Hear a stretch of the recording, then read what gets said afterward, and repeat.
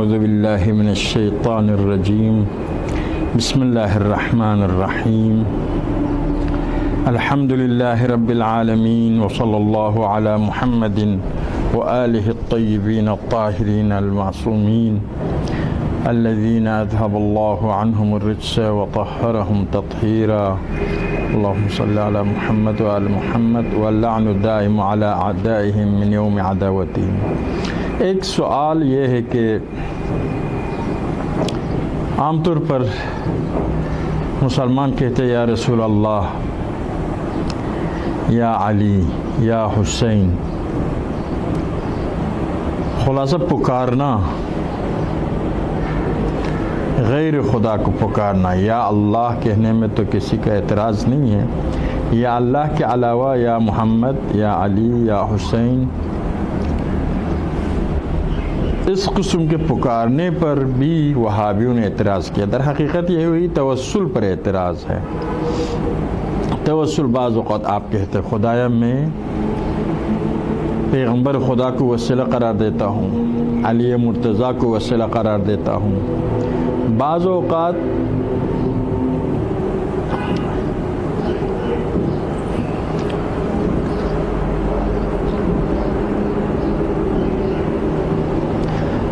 اوقات کیا ہے وسیلہ الفاظ یوں ہوتا ہے، یا کے ذریعے ہوتا ہے کہ اے پیغمبر خدا، تو یا عربی میں اے کے معنی میں ہے، تو یہ بھی وسیلہ ہی ہے۔ ہم سمجھتے یہ عالم سب کے سب مخلوق خدا ہے، خدا کے دست قدرت میں ہے۔ پیغمبر اور امام اگر ہماری حاجتوں کو پورا کرتے ہیں تو یہ وسیلہ ہے، حقیقت میں خدا کے ہاتھ میں ہے۔ خدا چاہے تو یہ کر سکتے ہیں ورنہ نہیں کر سکتے۔ جس طرح سے کل کائنات وسیلہ ہے۔ آپ بھوک مٹانے کے لیے، جسم میں طاقت لانے کے لیے کھانا کو وسیلہ قرار دیتے ہیں، پیاس بجھانے کے لیے پانی کو وسیلہ قرار دیتے ہیں۔ اسی طرح سے انبیاء اور اولیاء اللہ وسیلہ ہے۔ تو ایک یہ لفظ یا کے ذریعے پکارنے پر بڑا اشکال کرتے ہیں۔ یا پکارنا، عربی میں پکارنے کو دعا کہتے ہیں، تو دعا غیر اللہ کے لیے صحیح نہیں ہے، لیکن قرآن مجید میں خدا کے ساتھ مخصوص نہیں کیا ہے۔ قرآن میں ارشاد ہوتا ہے انی دعوت قومی لیلا ونہارا فلم یزدہم دعائی الا فرارا۔ حضرت نوح فرماتے میں نے اپنی قوم کو دعوت دی، پکارا، شب روز ان کو پکارا، لیکن وہ بھاگتے گئے۔ یا آپ پڑھتے ہیں ادعو الی سبیل، لوگوں کو پکارو، الی سبیل ربک، اپنے پروردگار کے راستے کی طرف۔ لا تجعلوا دعاء الرسول بعضکم کدعاء بعضکم لبعض، پیغمبر کو اس طرح سے مت پکارو جس طرح سے تم ایک دوسرے کو پکارتے ہو۔ پس دعا کا ایک معنی عربی زبان میں پکارنا ہے۔ پکارا جاتا عام طور پر لفظ یا کے ذریعے، یا محمد، یا علی۔ بس پکارنا خدا کے ساتھ مخصوص نہیں ہے، غیر خدا کو بھی آپ پکار سکتے۔ قرآن میں متعدد آیات ہے جس میں غیر خدا کو پکارنے کی بات آئی ہے۔ یہ ایک بس یہ جائز ہے۔ بس اگر کوئی بھی اگر پکارے یا علی یا محمد، اس پر اعتراض کی گنجائش نہیں ہے۔ غیر خدا کو پکارنے کی مثالیں قرآن میں کثرت کے ساتھ موجود ہے، عرف میں بھی موجود ہے۔ ہم ایک دوسرے کو پکارتے ہیں، اس میں شرک کیا لازم آتا ہے؟ عربی بننے سے شرک لازم آتا ہے۔ اردو میں او کہیں گے شرک نہیں ہے، عربی میں یا کہیں گے تو شرک ہے، یہ کوئی وجہ نہیں ہے۔ دوسرا یہ ہے کہ دعا کے معنی یعنی پکارنا بعض اوقات حاجت کے لیے ہوتی ہے، اپنی حاجت پورا کرنے کے لیے کسی کو پکارتے ہیں، بھئی میرا یہ کام کرو، میرا یہ کام کرو، او میرے یہ کام کرو، یا عربی میں یا کہتے ہیں، تو یہ میرے یہ کام کرو حاجت کے لیے اگر کسی کو پکارا، اس میں دو حالت ہے، ایک یہ کہ آپ جس کو پکارتے ہیں سمجھتے ہیں خدا سے بے نیاز ہو کر وہ آپ کے حاجت کو پورا کرے گا تو شرک، خدا سے بے نیاز اس عالم میں کوئی بھی نہیں ہے۔ لیکن اگر آپ سمجھتے ہیں جس آدمی کو پکار رہے اپنے کام کے لیے وہ خدا کی دی ہوئی صلاحیت کے ذریعے آپ کی مدد کر سکتا ہے تو پھر کوئی شرک نہیں ہے۔ پس بعض اوقات پکارتے ہیں اپنی حاجت کے لیے، حاجت کے لیے پکارنے میں بھی کوئی اشکال نہیں ہے، عرض کے پورا معاشرہ یہی ہے، اپنی حاجات کے لیے ایک دوسرے کو پکارتے ہیں۔ قرآن میں بھی بنی اسرائیل نے حضرت موسیٰ سے عرض کیا ادعو لنا ربک، دعا کرو ہمارے لیے، پکارو ہمارے لیے اپنے رب سے کہو، یعنی بنی اسرائیل نے حضرت موسیٰ کو وسیلہ قرار دیا، انا لن نصبر علی طعام واحد، ایک قسم کے کھانے پر ہم صبر نہیں کرتے ہیں، تنبتو ما فی الارض، جو کچھ زمین سے اگتی ہے وہ ہمارے لیے خدا دے دے۔ تو بنی اسرائیل نے اپنی حاجت کے لیے حضرت موسیٰ کو پکارا، یا موسیٰ لن نصبر علی طعام واحد، ہم ایک طعام پر صبر کرنے والے نہیں ہیں، اے موسیٰ ادعو لنا ربک، اپنے پروردگار سے طلب کرو کہ ہمارے لیے زمین کی سبزیجات اور جو کچھ زمین سے نکلتی ہے وہ عطا فرمائے۔ حضرت عیسیٰ سے طلب کرتے تھے انزل علینا بائرۃ من السماء، تو حاجت کے لیے پکارنا بھی شرک نہیں ہے، یہ بھی کثرت کے ساتھ موجود۔ ہمارے عرف میں بھی ہم ایک دوسرے کو بلاتے ہیں، بھائی میرے لیے کام کرو، میرے یہ کام کرو، میرے یہ کام کرو۔ ڈاکٹر سے کہتے ہیں کہ میں بیمار ہوں مجھے کچھ دوائی دے دو، کوئی شرک اس میں نہیں ہے، کیونکہ ہم سب سمجھتے ہیں یہ سب خدا کے مخلوق ہے، جو کچھ کرتے ہیں خدا کی مدد ہی سے کر سکتے ہیں۔ ایاک نستعین کے ساتھ بھی نہیں ٹکراتا ہے، کیونکہ ان سے جو ہم مدد حاصل کرتے در حقیقت خدائی مدد ہے، یہ خدا کی کیا ہے مخلوقات ہے، جو کچھ یہ کرتے ہیں خدا کی دی ہوئی نعمتوں سے کرتے ہیں۔ دعا کا تیسرا معنی عبادت، یہ غیر خدا کے لیے نہیں ہو سکتا۔ بس پہلا معنی پکارنا، آپ محبت سے بھی پکار سکتے ہیں، یا محمد، ہم جو بار بار یا علی کہتے ہیں یہ محبت میں ہے، یا علی قدم بقدم یا علی کہتے ہیں، یہ کس وجہ سے؟ محبت کی وجہ سے۔ ممکن کوئی کام بھی نہ ہو، بعض اوقات کام کے لیے پکارتے ہیں، اس میں بھی آپ نے دیکھا قرآن میں ہے، عرف میں ہے، مسلمان سب کے درمیان رائج ہے۔ تیسرا پکارنا عبادت کے لیے، پکارنے کے معنی دعا کا معنی عبادت، دعا کا معنی عبادت، دعا لفظ دعا کا تیسرا معنی عبادت، یعنی لفظ دعا مشترک لفظی ہے، اس کا تیسرا معنی عبادت، یا بہتر کہوں لفظ دعا کے 3 مصداق ہے۔ پکارنا ہے، بعض اوقات ایسے ہی پکارتے، بعض اوقات حاجت کے لیے پکارتے، بعض اوقات دعا عبادت کے لیے پکارتے ہیں۔ عبادت کے لیے پکارا، دعا کا تیسرا معنی، تیسرا مورد، تیسرا مصداق کیا ہے؟ عبادت۔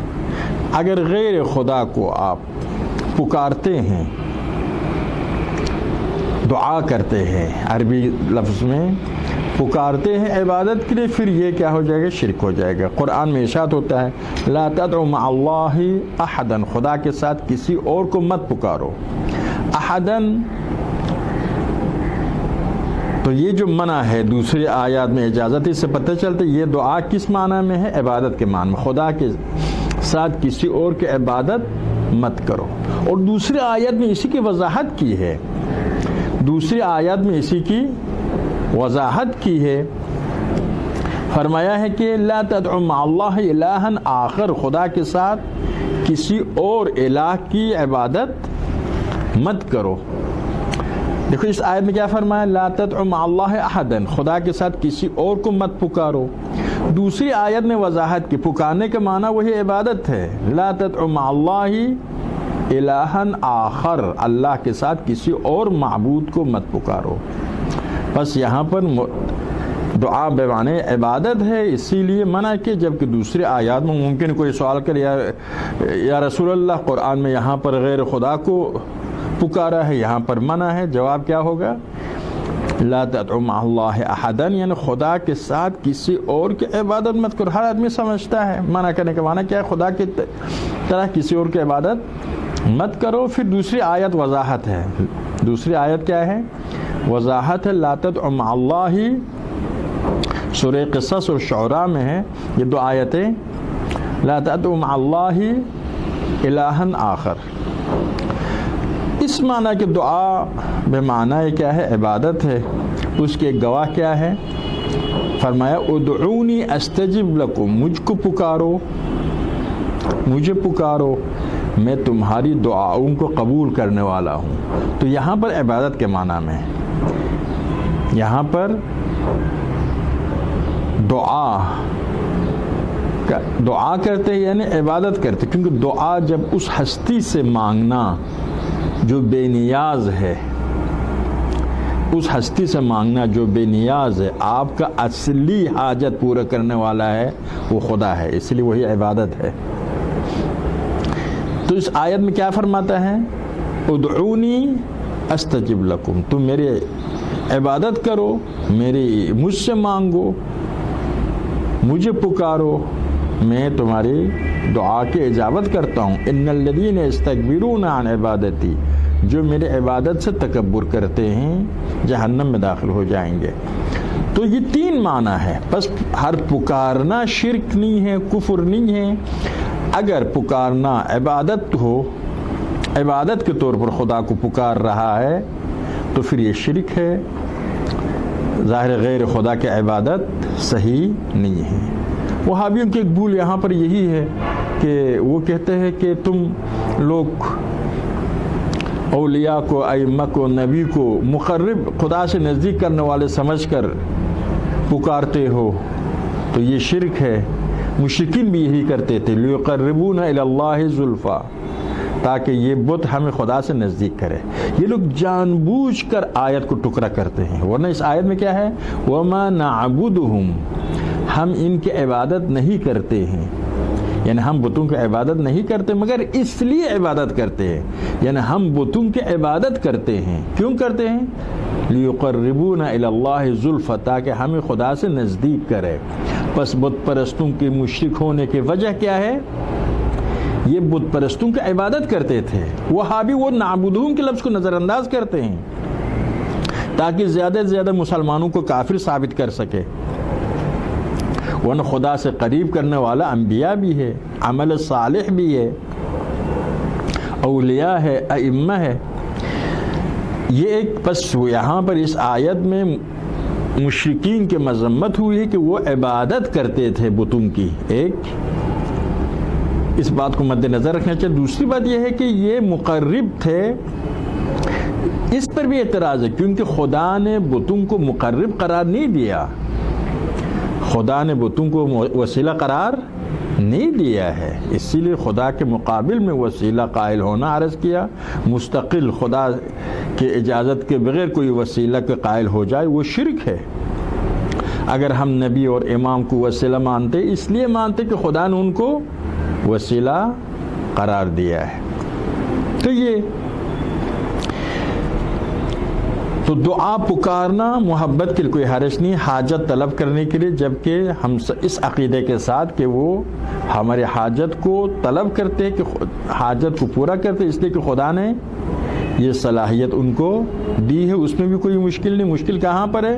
جہاں پر ہم کسی سے حاجت طلب کریں اور سمجھتے ہیں کہ خدا نے اس کی صلاحیت نہیں دی ہے، وہ خود کر سکتا ہے، خدا نہ چاہے بھی کر سکتا ہے، یا ان کے دعا بے معنی عبادت ہو، پکارنے کا معنی کیا ہو؟ عبادت کرنے کا معنی ہو، تو وہاں پر غیر خدا کے لیے نہیں ہو سکتی۔ یہ ایک نقطہ۔ دوسری بات یہ ہے کہ کیوں توسل صحیح ہے، خدا نے کیوں قرار دیا کہ کہ آپ ائمہ اطہار کو وسیلہ بنا سکے، پیغمبر خدا کو وسیلہ بنا سکے، صالحین کو وسیلہ بنا سکے۔ توسل کیوں قرار دے دین میں؟ اس کی اہم وجہ یہ ہے کہ جب ہم سمجھیں گے پیغمبر و ائمہ وسیلہ یہ قرب خدا ہے تو خود بخود ان کی عظمت کے ہم قائل ہو جاتے۔ جتنے اولیاء اللہ کے عظمت کا قائل ہو جائیں گے اتنے ان کی اطاعت زیادہ کریں گے، ان کی محبت دل میں آتی ہے۔ دو، ان سے مربوط ہو جاتا ہے۔ جب ہم سمجھتے ہیں یہ ہستیاں خدا کے پاس مقرب ہے اور خدا ان کے وسیلوں کو مانتا ہے تو خود بخود کیا ہے؟ ان سے مربوط ہو جاتے ہیں۔ تو پیغمبر اور آل پیغمبر سے مربوط ہونا انسان کی اصلاح اور تربیت کا ذریعہ ہے۔ ان کی محبت بھی دل میں آنا، ان کی محبت واجب ہے۔ جب سمجھیں گے یہ ہمارے وسیلہ ہے تو ان کی محبت دل میں آتی ہے۔ ان کی تعظیم کرنا، وَمَنْ يُعَظِّمْ شَعَائِرَ اللَّهِ فَإِنَّهَا مِن تَقْوَى الْقُلُوبِ، ان کی تعظیم کرنا دین کا حکم ہے۔ اور جب ان کے یہ مقام ہم سمجھیں گے کہ خدا کے پاس بڑا مقام ہے تو ان کی تعظیم کے قائل ہو جائیں گے، محبت کریں گے، ان سے مربوط ہو جائیں گے۔ اور در حقیقت حقیقی توحید یہی ہے، خدا نے جس کی طرف رجوع کرنے کے لیے کہا اسی کی طرف رجوع کرنا عین توحید ہے۔ ابھی خدا نے پیغمبر کو ائمہ کو وسیلہ بنایا، میں کہتا ہوں نہیں میں غیر خدا کسی کے پاس نہیں جاتا ہوں، یہ خود شرک ہے۔ خدا نے جب پیغمبر امام کو وسیلہ بنایا تو کیا ہے؟ اس کے باوجود میں ٹھکراؤں تو حقیقت یہ خود شرک ہے، یہ توحید نہیں۔ شیطان نے کیا کیا؟ شیطان نے کہا کہ میں خدا کے سجدے کرنے کے لیے تیار ہوں، آدم کے سجدے کرنے کے لیے تیار نہیں ہوں، یہ خود شرک ہوا، خود کافر ہو گیا۔ بس خدا نے جس کو وسیلہ قرار دیا ہے اس کو وسیلہ ماننا، اس کے دامن سے متمسک ہونا عین توحید ہے۔ یہ ایک نقطہ۔ یہاں پر جو ادلہ آپ کی خدمت میں عرض کریں گے ان ادلہ کی روشنی میں بعض وقت اہل وہابی قبول کرتے ہیں کہ زندہ آدمی کو وسیلہ بنا سکتے ہیں، مردے کو وسیلہ نہیں بنا سکتے۔ یہ اعتراض بے جا اعتراض ہے۔ بھئی غیر خدا کو وسیلہ قرار دینا، خدا تک پہنچنے کے لیے، آپ کی درخواست خدا تک پہنچنے کے لیے، آپ کی حاجت پوری ہونے کے لیے غیر خدا کو وسیلہ قرار دینا صحیح ہے، تو مردہ اور زندہ میں کیا فرق ہے؟ آپ زندہ میں جب مانتے ہیں، مردہ میں کیا فرق ہے؟ خدا اگر اس کو وسیلہ مانتا ہے تو وہ مر بھی گیا ہو تب بھی وسیلہ مانتا ہے۔ یہ ایک۔ دوسری بات یہ ہے کہ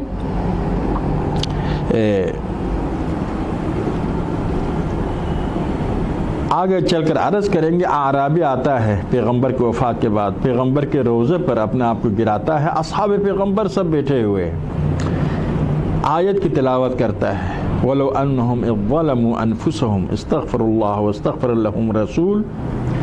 جب یہ لوگ اپنے اوپر ظلم کرتے ہیں، جاؤک پیغمبر کے پاس آتے ہیں، استغفر اللہ پیغمبر کے پاس آ کر خدا سے طلب مغفرت کرتے ہیں، واستغفر لهم الرسول پیغمبر خدا اس کے لیے استغفار کرتے ہیں تو خدا ان کو معاف کرے گا۔ یا رسول اللہ میں آپ کو وسیلہ بناتا ہوں،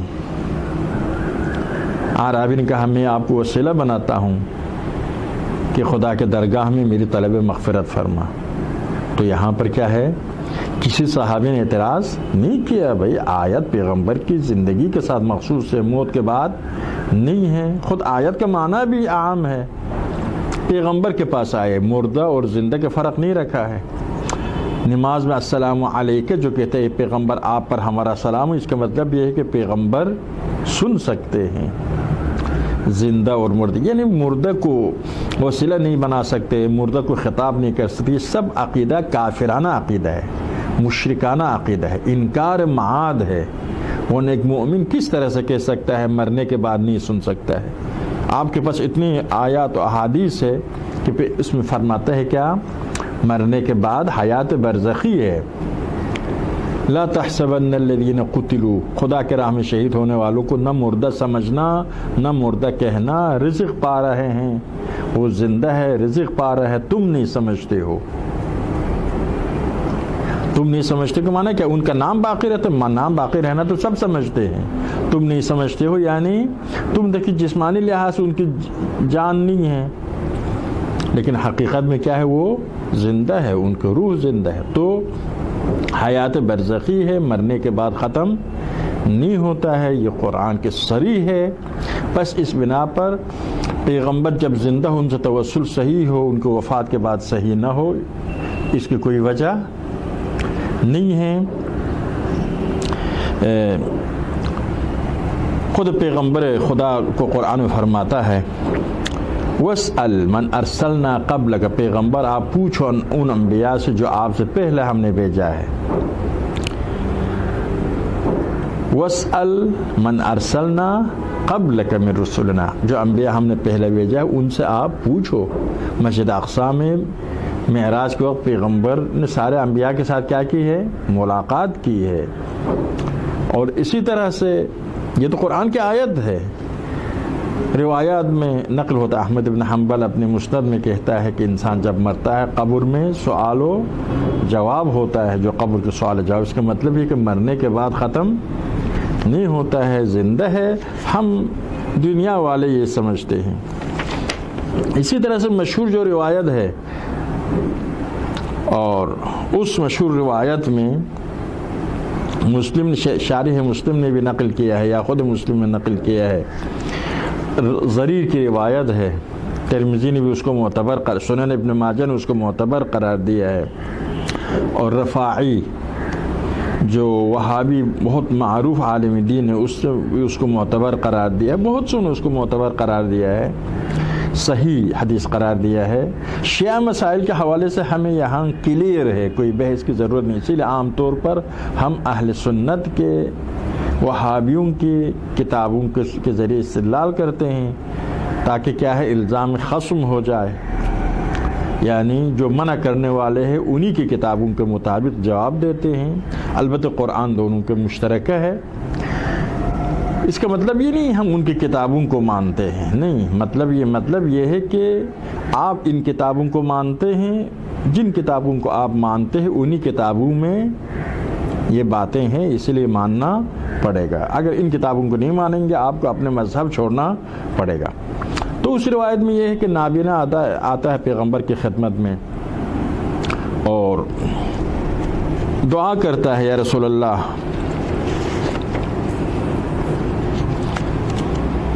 آ کر رسول اللہ کی خدمت میں عرض کرتا میں نابینا ہوں، آپ دعا کریں۔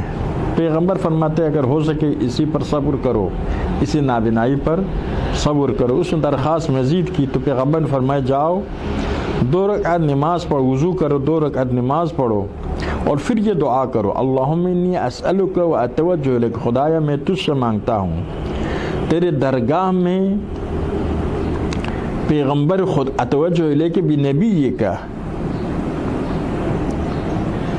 تیری درگاہ میں پیغمبر کو لے کر آتا ہوں، پیغمبر کے چہرے کو لے کے آتا ہوں، یعنی میرے کوئی چہرے نہیں ہے تیرے درگاہ میں پیش کرنے کے لیے، پیغمبر کے وجہ کو اتوجہ، یعنی تیری طرف آتا ہوں نبی کے ذریعے، نبی کے واسطے سے، نبی کے وسیلے سے، محمد نبی الرحمہ، محمد جو نبی رحمت ہے، اور یوں کہے یا محمد انی اتوجہ بک، یہ پیغمبر نے فرمایا یا یوں کہے یا یوں کہو، یا محمد انی اتوجہ بک، اے محمد میں آپ کو اپنا چہرہ بنا کر، آپ کو وسیلہ بنا کر خدا کے درگاہ میں جاتا ہوں، الی ربی، پروردگار تک، من حاجتی لیقضی، میں اپنی حاجت کی پوری ہونے کے لیے تیری ذات کو وسیلہ قرار دیتا ہوں، اللہم شفعہ فی، خدایا پیغمبر کو شفیع بناؤ میرے لیے۔ تو یہاں پر کتنے روایت میں ہے، عثمان بن حنیف یہ روایت نقل کرتے ہیں، تو بعد میں کہتے ہیں کہ ہم ابھی پراکندہ نہیں ہوئے تھے، گفتگو چل رہی تھی کہ یہ نابینا آیا اور بالکل اس کی آنکھیں ٹھیک ہو گئی تھی، کوئی نابینائی نہیں تھی۔ تو ترمذی نے بھی اس حدیث کو صحیح مانا ہے اور ابن ماجہ نے بھی اس حدیث کو صحیح مانا ہے. خود ابن تیمیہ جو منکر توسل ہے وہ بھی اس حدیث کو صحیح مانتا ہے. رفاعی بھی اس حدیث کو عرض کیا، وہابی بہت معروف عالم دین ہے، وہ بھی صحیح مانتا ہے. اب البتہ ابن تیمیہ کچھ اور بہانے کرنے لگتا ہے، گویا حدیث میں خود اپنی طرف سے کچھ کم و زیادہ کرنے کی کوشش کرتا ہے. کہتے مراد یہ ہے، بریکٹ دیتا ہے، اس کی کوئی شرعی حیثیت ادبی حیثیت نہیں ہے. ابن حجر عسقلانی کہتا ہے کہ اس روایت سے معلوم ہوتا ہے حتیٰ پیغمبر کے خاندان سے بھی توسل کر سکتے ہیں، ان کے خاندان کو بھی وسیلہ قرار دے سکتے ہیں. وہ اپنی جگہ پر الگ گفتگو ہے.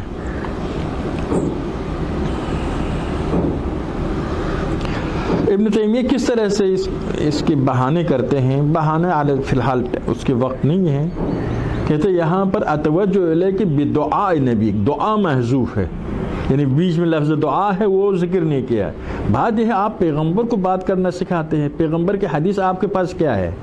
یہ اتوجہ الیہ کہ بنبیک ہے، بدعاء نبیک نہیں ہے. خدایا میں تیرے درگاہ میں وسیلہ قرار دیتا ہوں نبی کو، یہ خود اپنی طرف سے بڑھاتا ہے بدعاء نبی، تو اس کی کوئی حق نہیں ہے عربی ادب کے لحاظ سے کسی طرح سے اپنی طرف سے بڑھانے کی اور پیغمبر کو بات کرنا سکھانے کی کوئی جواز نہیں ہے. تو توسل، انسانوں سے توسل کرنا حتیٰ حضرت عبد المطلب کی زندگی میں ہے، حضرت ابو طالب کی زندگی میں ہے کہ پیغمبر جب چھوٹے تھے آپ سے کیا ہے توسل کے. وَأَبْيَضُ يُسْتَسْقَى الْغِمَامُ بِوَجْهِهِ، ابو طالب کے اشعار ہے نا، وہ نورانی جوان جس کے نورانی چہرے کو وسیلہ قرار دیا جاتا ہے تاکہ بارش برسے.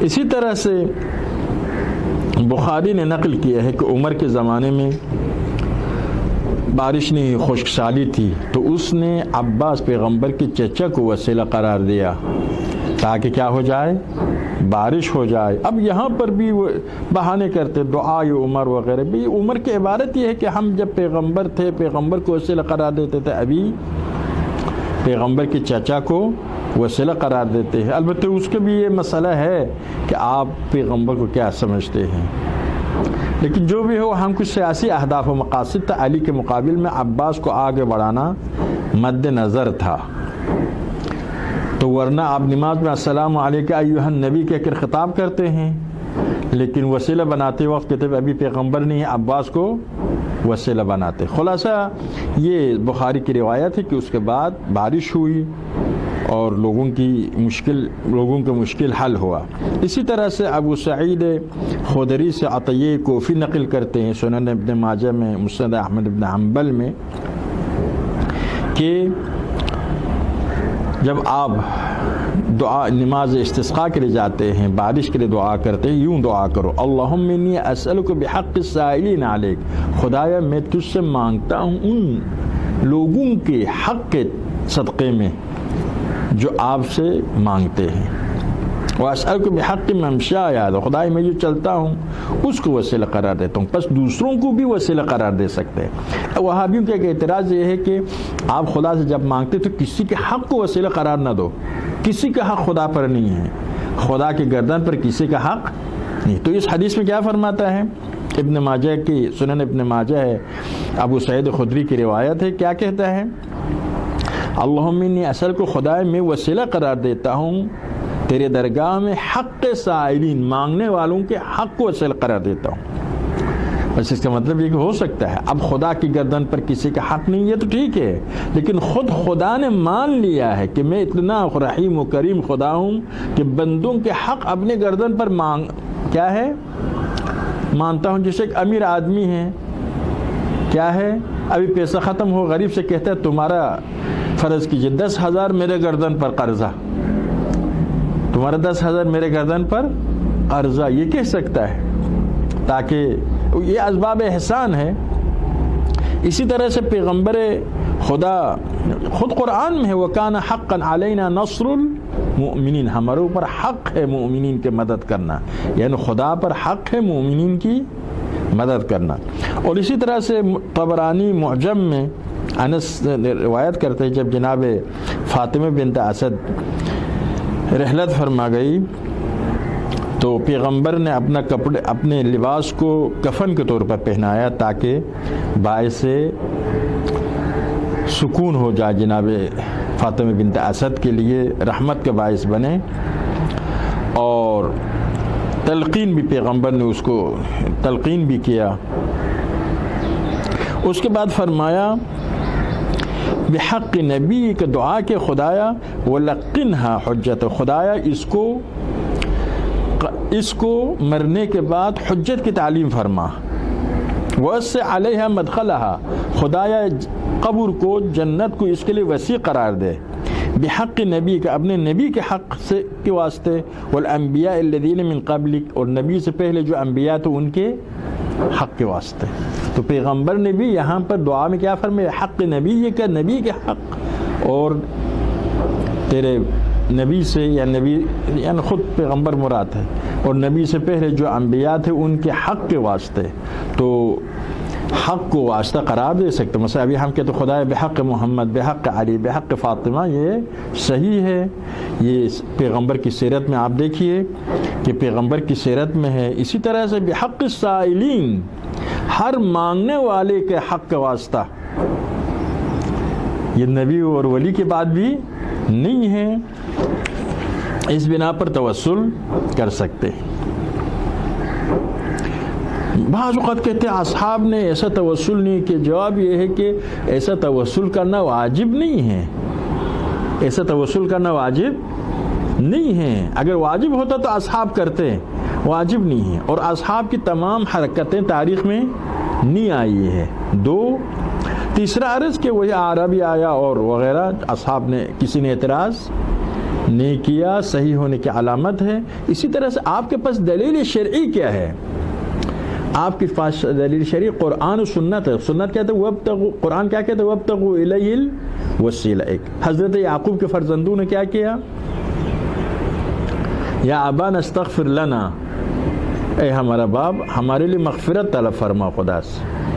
قرآن میں پیغمبر خدا کے بارے میں کیا فرمایا، ہاں جی، وَلَوْ أَنَّهُمْ إِذْ ظَلَمُوا أَنفُسَهُمْ جَاءُوكَ اسْتَغْفَرُوا اللَّهَ وَاسْتَغْفَرَ لَهُمُ الرَّسُولُ۔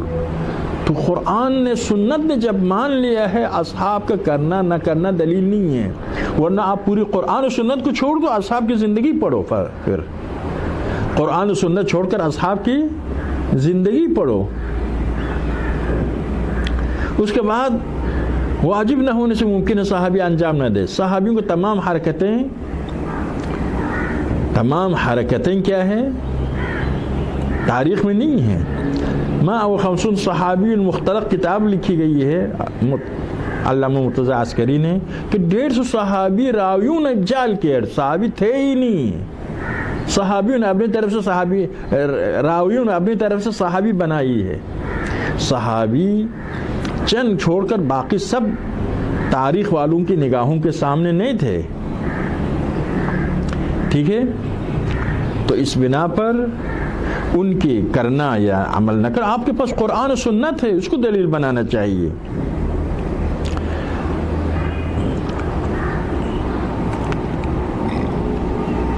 تو اس کے کوئی اعتراض کی گنجائش نہیں ہے، بلکہ خود اہل سنت کے پاس بھی توسل کے روایات متواتر ہے، قابل انکار نہیں ہے، اور اسی لیے اس مسئلے میں شیعہ سنی میں اختلاف نہیں ہے۔ سنی بھی پوری تاریخ اسلام کو دیکھیے توسل کو مانتے ہیں، شیعہ بھی مانتے ہیں۔ فرق وہابی اور غیر وہابی، وہابی منکر توسل ہے، شیعہ اور سنی توسل کے قائل ہے۔ تو اس حوالے سے یہ روایات ہے توسل کے لیے، تو آپ خود دیکھتے بدقسمتی سے ان تمام روایات اور آیات کے باوجود اور توسل کے نام پر کتنا قتل عام ہوتا ہے۔ کتنی خون ریزی ہوتی ہے اور عالم اسلام کو تفرقے میں دھکیل دیا ہے، کمزور کر دیا ہے، تو یہ سب کے سب لگتا ہے وہی اغیار کی سازش ہے اس مذہب کی طرف سے جس کے بنانے والوں کے حمایت کرنے والا انگلینڈ اور امریکہ ہے۔ وصلی اللہ علی محمد وعلی محمد۔